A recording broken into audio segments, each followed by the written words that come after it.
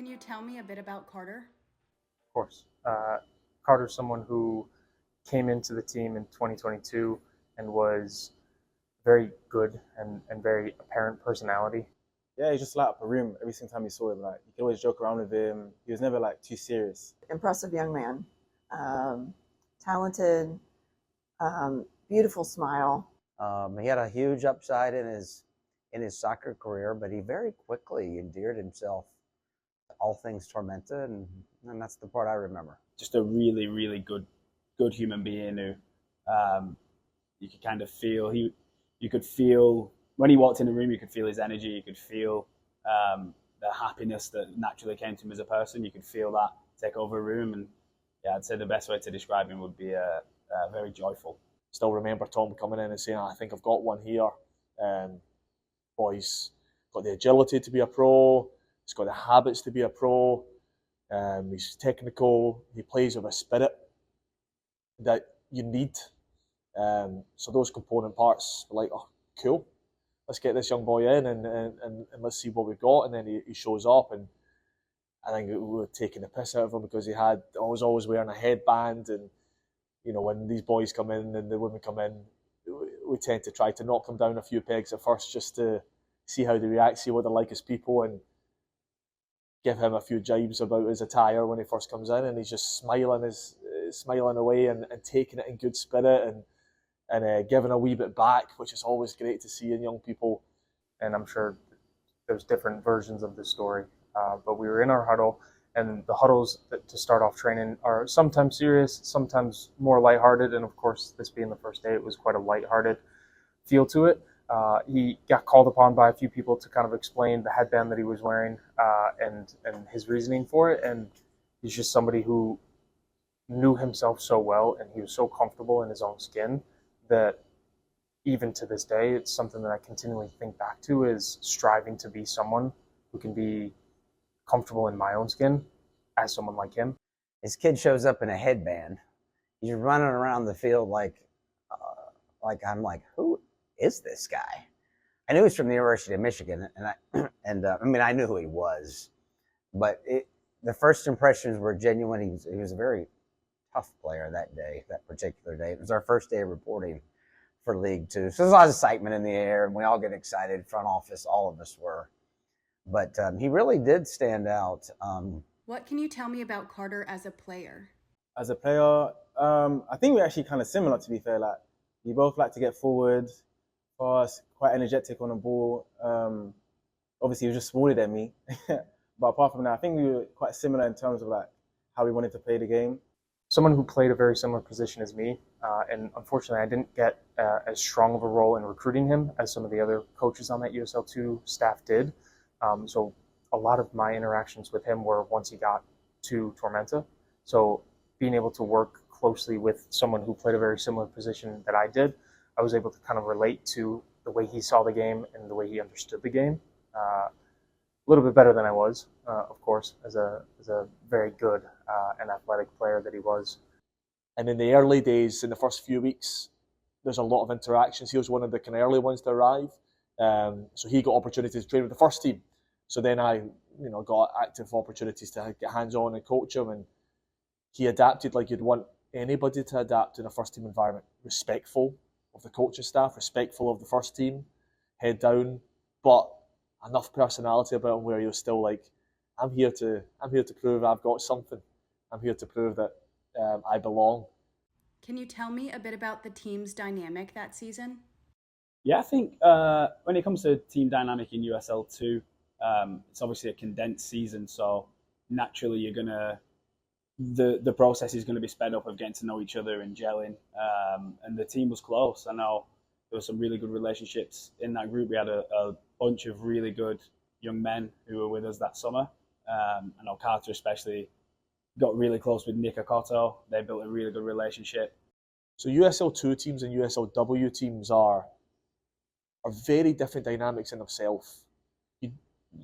Because of the conditions that exist in these summer teams, they end up cultivating brotherhood or sisterhood with the respective groups that are extremely strong. Someone like Carter aside from his passing, was somebody who brought that team together, no matter what the setting was. Obviously, when tragedy strikes, a group like that has a very good foundation, and we're obviously all here to play the game of soccer, but has a strong foundation of just being good friends on and off the field, hold that group together, and ever more so into the later parts of the summer season, into the fall season. I think the dynamics of the entire club were in it for one simple reason, and that is to put the product on the field that someone like Carter, someone like a lot of the other major pieces to that season would expect and would want. Tom and Jordan are both we make fun of them, they're both blues, right? The sports psychology group here do some things in there's colour schemes that you're given and how do you identify mainly as a person, and they are blue as a sensitive type person, someone who puts relationships first. That's their core, right? I think all coaches, myself included, understand how important relationships are.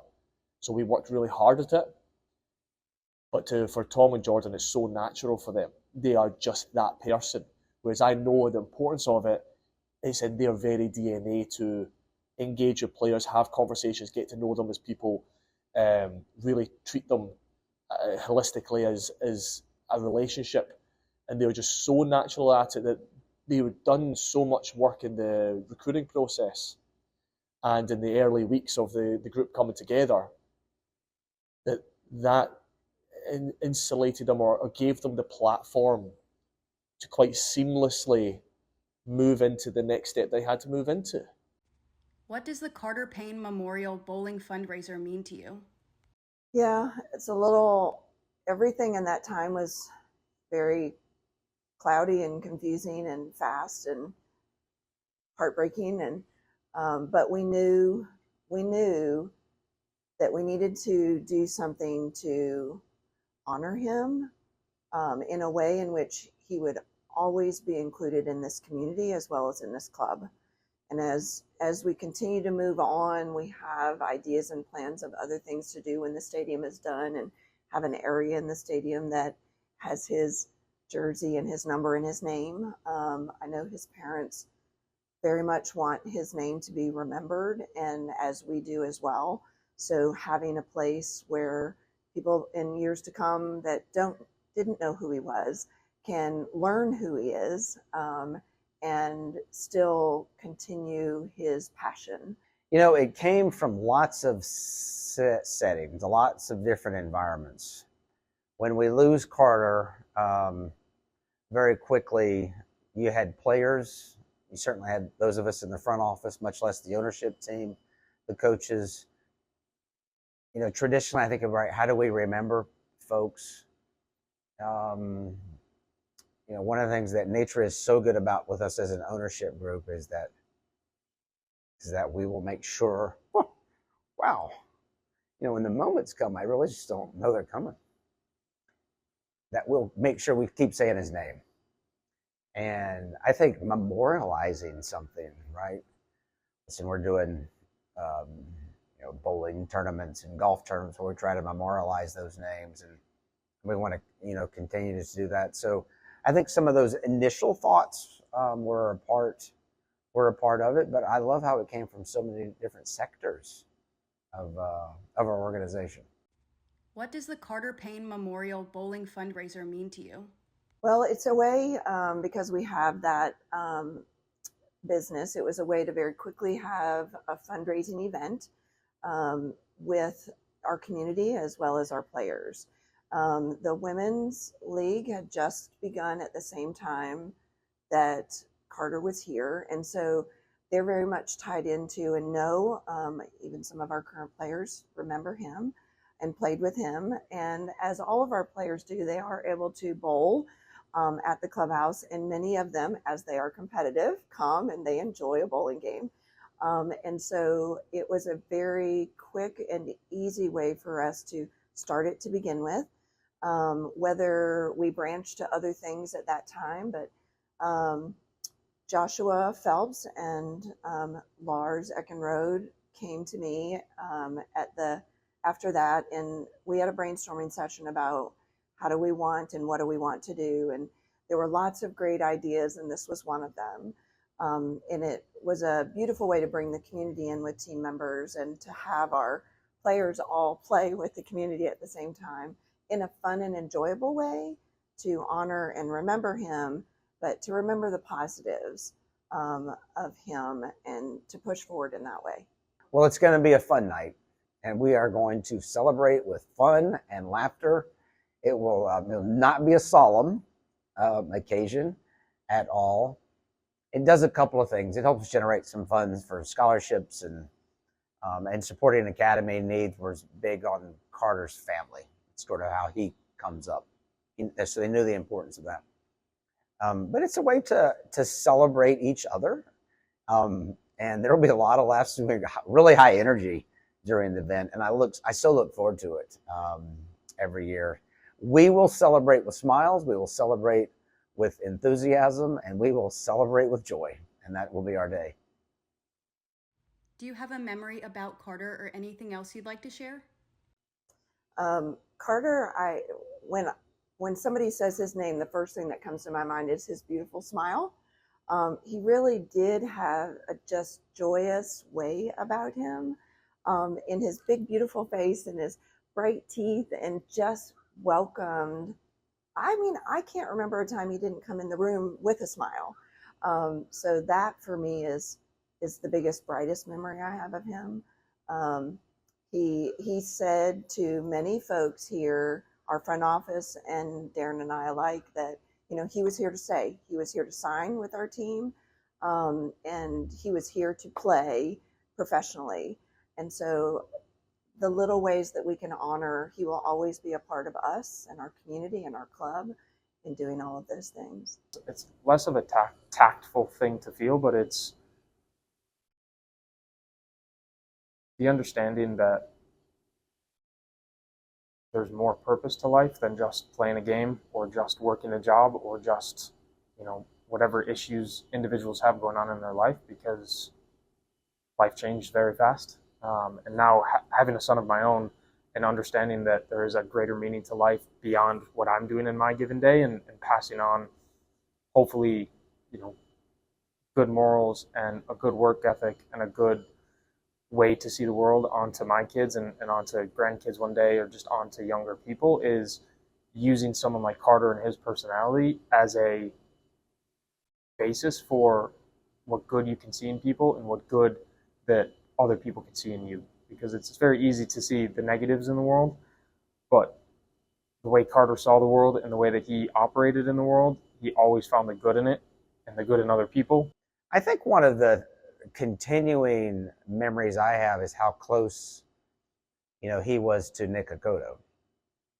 Nick is obviously still playing for Tormenta. They were League Two teammates then, and so I really do continue, rightly or wrongly, to see a lot of Carter in Nick. I think majority of things, like everything that we did together, was just a good memory. I mean, from playing together, going out to get food together, just enjoying time outside of football. There was always something pleasing to hang around with. Even when we weren't in a squad together, we'll come watch the games together at my house, and it was just always a good time to be with him. Specific memory-wise, I don't know. I would say it's probably just a series of moments with Carter that he's just somebody that came in every day with a smile on his face. He's somebody that came in and would positively impact everybody around him. He did have a really good relationship with Nick, as I mentioned, and they were like little and large, and Carter was small and Nick's obviously a big boy. So I think they were a good duo together. And I think it was just the sort of, I don't know how to explain this. It was like the child love for the game that Carter had was really infectious. So I think that came across in all aspects of his time while he was here. And I think so rather than pick out a specific memory, I think it's just, for me, the way I remember him is just a compilation of all these days put together, these moments, and times he makes the staff laugh, the players laugh, and just a lot of very small, joyous moments with Carter. Well, you'll always be remembered in this organisation. In the time you have, you need to make an impact, and some people are blessed with lots of time. Some people are blessed with less time. But in the time you have, leave an impact, and that boy did. It's got a memory of him as just so endearing young man, such an endearing character, and he put himself in situations where he was trying to maximise his potential, whether it was at Michigan, whether it was here at Tormenta. He was striving, and that's all you can do. You don't know what's going to happen next. That's the reality of life, whether we like it or not. So you look back on people and you say, okay, are you putting everything into what you're trying without any security of what will be given to you in life? And that young man did. He maximised his potential and was striving and fighting every day to make something of himself. And it's a great example. And for such a short time with our organisation to leave an indelible mark like that speaks to the young man, and speaks to his family, to be quite honest, because they raised a gem.